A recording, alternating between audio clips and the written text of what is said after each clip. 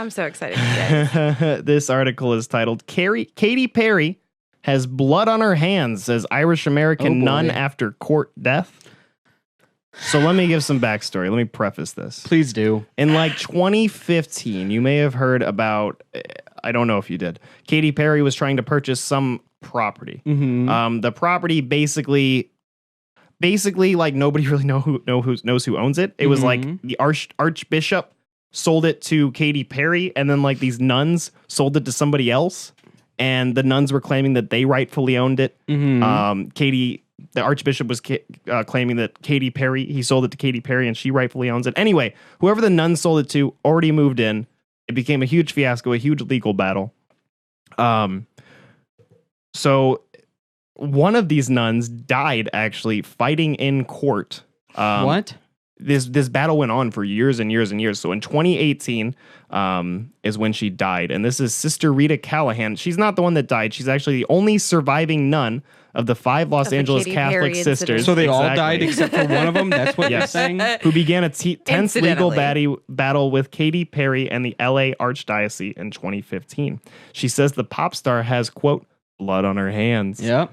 Literally, I'll hold my comment. Just wait. Her best friend of many decades is the one who died. Sister Catherine Rose Holzman, who was part of the legal battle, collapsed and died in court during a court appearance just over 1 year ago, March 9th, 2018. Jesus. The 89-year-old nun's last words, according to Sister Callahan. Oh my God, no.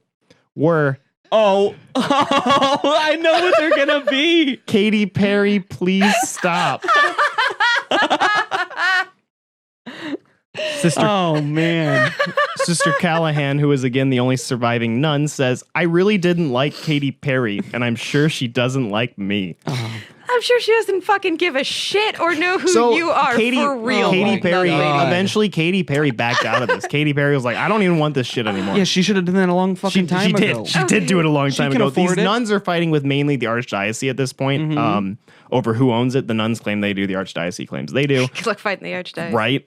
They also... It's the goddamn both Catholic of them sold fucking it. church. Both of them have sold it to different so people. Neither of them own it, really. Well, they're just trying to. I don't know if any sales have owned officially gone through because they don't know who legally owns it. So I just want to say that it's awful that this 89-year-old nun died in court, but that her last words were, "Please stop, Katy Perry please stop." She's grown too powerful. Fucking thing.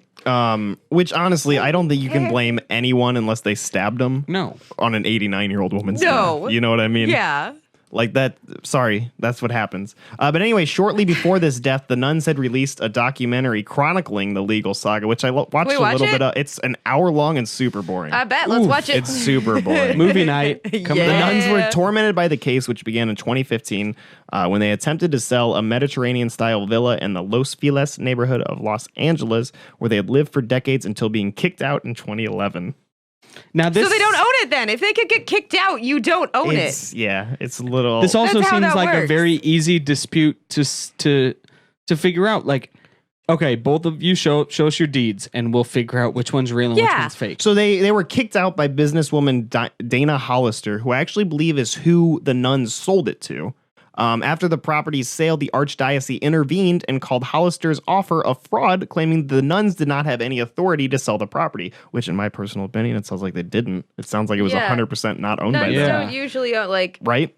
They claim the sisters have varying accounts of how there have been varying accounts of how the sisters claim the rights to the 3,000 square foot villa, which have served as the covenant with some sources stating that they had pooled their money together to purchase the property back in the 1970s, generating sufficient funds by permitting production teams to use it as a filming location, and others suggesting that devout Catholic had left it to him in his will.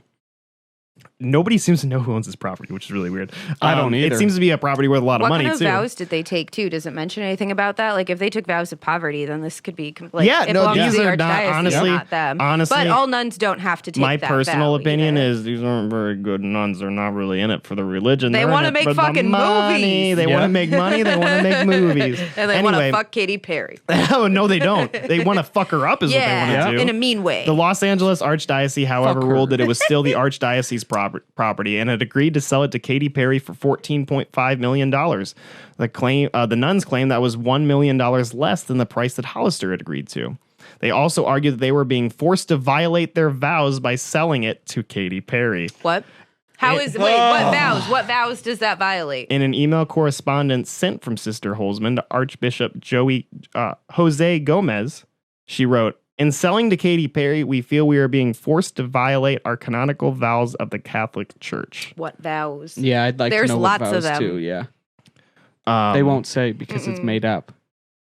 Yep. I think it says it's somewhere in here. Yeah, I need to know the vows specifically because I called bullshit. I don't know the actual vows, but she said, we asked Diana Hollister to buy our property as we didn't want it to go to Katy Perry. Yes, we put the wheels in motion to sell our property, she said. We are also pointing out that it isn't legal for Katy Perry to buy it either. At one point, and I can't find the quote in here, but she says that Katy Perry, represents everything they hate, basically. I can't find the quote. That's fair. It's really just that they latched onto her because they're not getting the money from the sale. Yeah, I think that it really sounds like they just want to make some money on this sale in any way possible. And now they're telling like the public that it's Katy Perry's fault. You know what I mean? That's fucking hilarious. I love it. I fucking love this old nun's last words. Yeah.